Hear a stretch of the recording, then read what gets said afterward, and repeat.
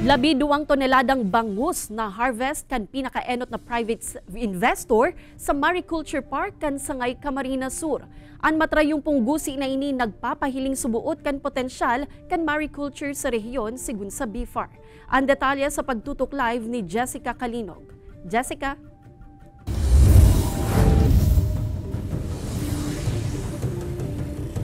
Kate, sigun sa Municipal Agriculture Office kan banwaan in Sangay, depleting o nagdidikit na ang mga sira na nakukuha sa kadagatang sa indang nasasakupan. Saro man ini sa mga rason, kaya pigmaot kan LGU na magmukna nin Mariculture Park kung saan pwedeng magpadakol nin mga bangus asin iba pang klase nin sira.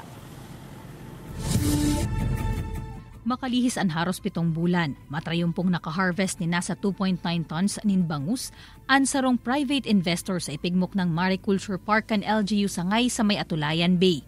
Pigko konsiderar ini kan Bureau of Fisheries and Aquatic Resources Bicol na sarong importanteng milestone sa industriya kan aquaculture sa rehiyon, asin nagpapahiling man subuot kan potential kaini komo sustainabling hanap buhay.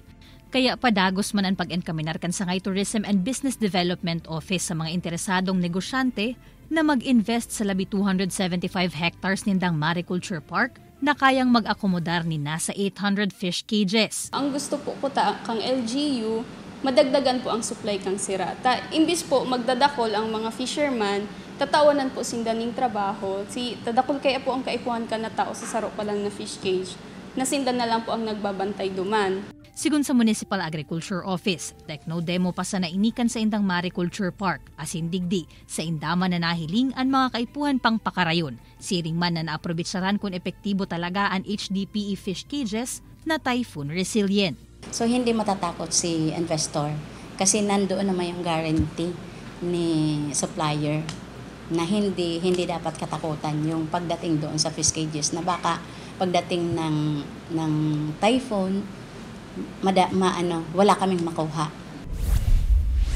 Sa banwaan man kan Santo Domingo Albay, nasa 150,000 na mga tilapia fingerlings ang ipigdistribuer kan BIFAR sa 150 na mga small backyard farmers asin fish pond operators, kabali na ang mayon evacuees. Sigun sa opisina, dakulaan ipigbaba kan aquaculture products sa probinsya, kaya nakikipagtabangan sinda sa mga LGUs para matauanin mga libreng fingerlings ang mga paraoma asin parasira. Albay ang isa sa pinakamababa na kwan. So in my part dito sa probinsya, medyo may mga aksyon na tayo na ginagawa para makatulong din sa kwan sa pagpataas ng production. Sinda po talaga pinaka gusto kong matabangan dahil sinda po sa displays. Antes ang distribusyon, nagkaigwa mo na nin briefing asin hinagad kan opisina ang kooperasyon kan mga benepisyaryo para sa monitoring kan magiging resulta kan pagpapadakula kan mga sira.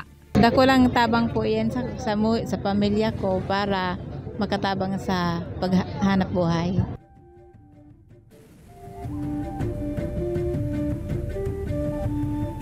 Ang aquaculture asin mariculture, Kate, piraman sa mga paagi na pigtutulod kan BIFAR nganing madugangan ang supply nin sira sa nasyon. Apwera pa ka nakukuha sa kadagatan. Alagad nganing masyerto na dayman maabuso ang natural resources kan katubigan, importante subuot na may pulisiyang pigsusunod. Sa Setyembre 7 magkakaigwaman ng LGU Sangay in consultation meeting sa indang stakeholders komo parte kan application ninda sa DENR kan environmental compliance certificate nganing dagos ng magpadagos na o magpuuna sa indang operasyon o mahiwasang operasyon kan sa indang Mariculture Park.